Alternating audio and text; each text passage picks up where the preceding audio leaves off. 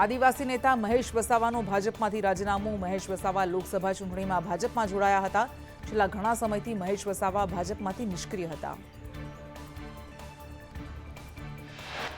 મહેશ વસાવાના રાજીનામા પર સાંસદ મનસુખ વસાવાની પ્રતિક્રિયા। કહ્યું, રાજીનામાના કારણો જાણવાનો પ્રયાસ કરીશું। ભાજપની વિચારધારા સાથે જોડાયા હતા।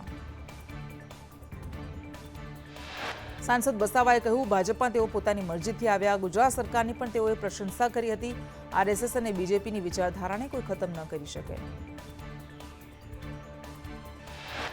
મહેશ વસાવાના રાજીનામા પર ભાજપના પ્રવક્તા યજ્ઞેશ દવેની પ્રતિક્રિયા। કહ્યું, મહેશ વસાવાએ સોશિયલ મીડિયામાં પોસ્ટ કરી સત્તાવાર કાગળ નથી લખ્યો। મોવડી મંડળ સાથે ટેલિફોનિક વાત પણ નથી કરી। યજ્ઞેશ દવે વધુમાં કહ્યું, જરૂર જણાશે તો મહેશભાઈ સાથે વાત કરાશે।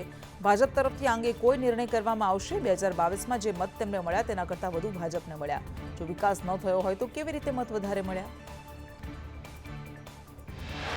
મહેશ વસાવાના ભાજપમાંથી રાજીનામા પર કોંગ્રેસની પ્રતિક્રિયા। કહ્યું, મહેશ વસાવાએ ભાજપ માટે કહેલી વાત ચિંતાજનક। બંધારણ વિરોધી ભાજપનો ચહેરો ખુલ્લો પડ્યો।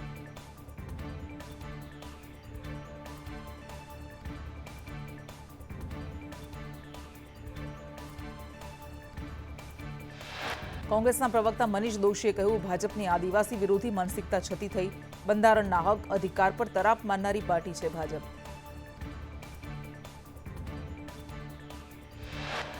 પંચમહાલના કાલોલના એમએલએ ફતેહસિંહ ચૌહાણના કોંગ્રેસ પર પ્રહાર। કહ્યું, સૌ પ્રથમ વખત કોંગ્રેસે બાબા સાહેબનું અપમાન કર્યું હતું। દલિતના દીકરાને લોકસભાની સમિતિમાં સ્થાન ન આપ્યું। ફતેહસિંહ ચૌહાણે કોંગ્રેસ પર આરોપ લગાવતા કહ્યું કે કોંગ્રેસે બાબા સાહેબને ચૂંટણીમાં હરાવવાના પ્રયત્નો કર્યા। બાબા સાહેબ આંબેડકરને ભારત રત્નથી વંચિત રાખ્યા। પૂર્વ મુખ્યમંત્રી શંકરસિંહ વાઘેલાના ભાજપ પર પ્રહાર। કહ્યું, ભાજપના આગેવાનોએ જ ભાજપને હરાવ્યું। ભાજપ પોતાના કાર્યકર્તાઓને દબાવે છે। શંકરસિંહ વાઘેલાએ કડીમાં વિધાનસભા પેટા ચૂંટણી પહેલા પ્રજાશક્તિ ડેમોક્રેટિક પાર્ટીના કાર્યાલયનું ઉદ્ઘાટન કર્યું।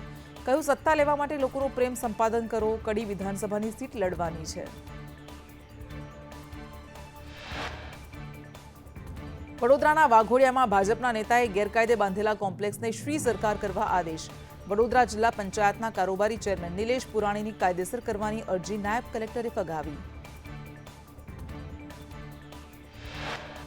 વાઘોડિયામાં નિલેશ પુરાણીએ સરકારી ભાડાપટ્ટાની જમીનનો 1 કરોડ 20 લાખમાં કર્યો હતો દસ્તાવેજ। નાયબ કલેક્ટરે શ્રી સરકાર ઠરાવવા માટે આદેશ કર્યો।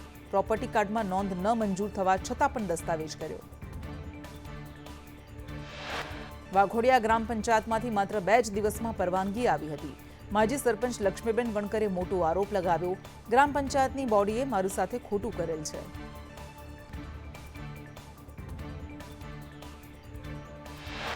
સુરતના પૂર્વ એમએલએ ધીરુ ગજેરાએ મુખ્યમંત્રીને પત્ર લખ્યો।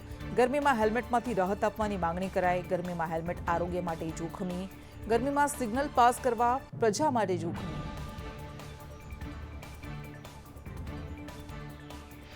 સુરેન્દ્રનગરમાં તેલના વેપારીઓ પર પુરવઠા વિભાગના દરોડા। મહેતા માર્કેટમાં તેલના વેપારીઓને ત્યાં દરોડા। એક્સપાયરી ડેટના 50થી વધારે ડબ્બા ઝડપી પાડ્યા। ગાંધીનગરમાં તુરી બારોટ સમાજ સેવા સંઘનો કાર્યક્રમ યોજાયો। સેવા સંઘ દ્વારા માતૃપિતૃ બંધના કાર્યક્રમનું આયોજન। મુખ્યમંત્રી ભૂપેન્દ્ર પટેલે કાર્યક્રમમાં હાજરી આપી।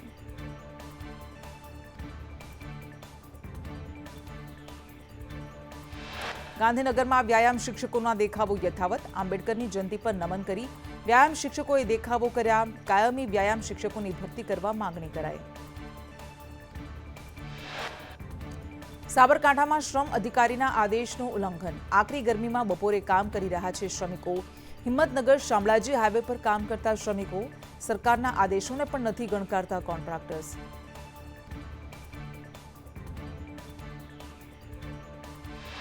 આણંદના ઉમરેઠમાં 100 ફૂટ ઊંચાઈએ જીવના જોખમે કામ કરતા શ્રમિકો જોવા મળ્યા। ઓવરહેડ ટાંકીના નિર્માણમાં સુરક્ષાના નિયમો નેવે મુકાયા। શ્રમિકો માટે સેફટી બેલ્ટ કે હેલ્મેટની પણ સુવિધા નહીં।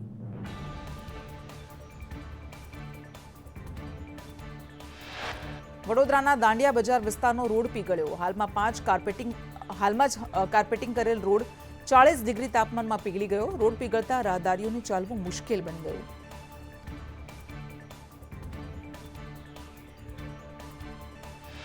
બનાસકાંઠામાં પાણીને લઈ ખેડૂતો આંદોલનના માર્ગે, સિંચાઈ માટે પાણીની માંગને લઈ ખેડૂતોના ધરણા, દિયોદર લાખણીના ખેડૂતો યોજશે ધરણા.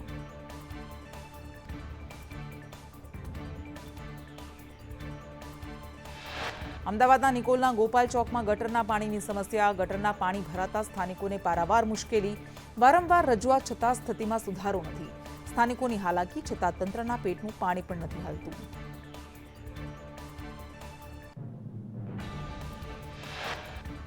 ગોંડલ માર્કેટ યાર્ડે ધાણાની આવકમાં ઐતિહાસિક રેકોર્ડ સર્જ્યો. યાર્ડમાં એક જ દિવસમાં 3 લાખથી વધુ ધાણાની ગુણીઓની આવક નોંધાઈ. 20 કિલો ધાણાના ભાવ ₹800 થી 2000 સુધી બોલાયા.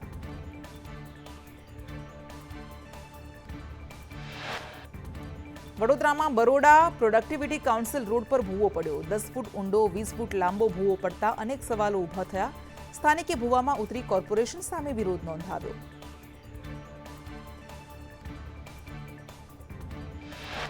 રાજકોટ એટલાન્ટિસ બિલ્ડિંગ આગ કેસમાં વિપક્ષ નેતા વશરામ સાગઠિયાએ સવાલ ઉઠાવ્યા.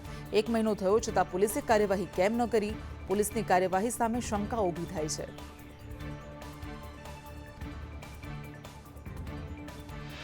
ગુજરાતનું સૌપ્રથમ ડોગ સ્મશાન અમદાવાદના દાણી લીમડામાં બનવા જઈ રહ્યું છે. ₹30 લાખના ખર્ચે સીએનજી ડોગ સ્મશાન બનાવવામાં આવશે.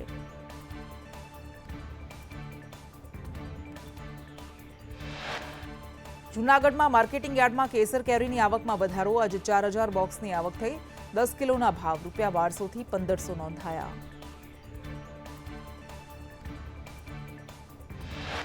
વડોદરાના માંજલપુરમાં એસટી બસ અને પાણીના ટેન્કર વચ્ચે અકસ્માત સર્જાયો.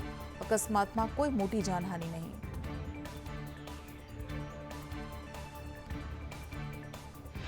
અંકલેશ્વરની પાનોલી જીઆઈડીસીમાં બ્લાસ્ટ બાદ લાગેલી વિકરાળ આગ પર 5 કલાક બાદ કાબુ મેળવાયો. જલ એક્વા કંપનીમાં લાગેલી ભીષણ આગમાં એક શ્રમિકનું મૃત્યુ.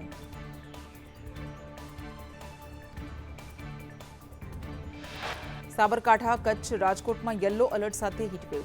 દરિયા કિનારાના વિસ્તારોમાં ગરમ ભેજવાળા પવન ફૂંકાશે. 17 એપ્રિલ બાદ તાપમાનમાં 2 થી 3 ડિગ્રીનો ઘટાડો થશે.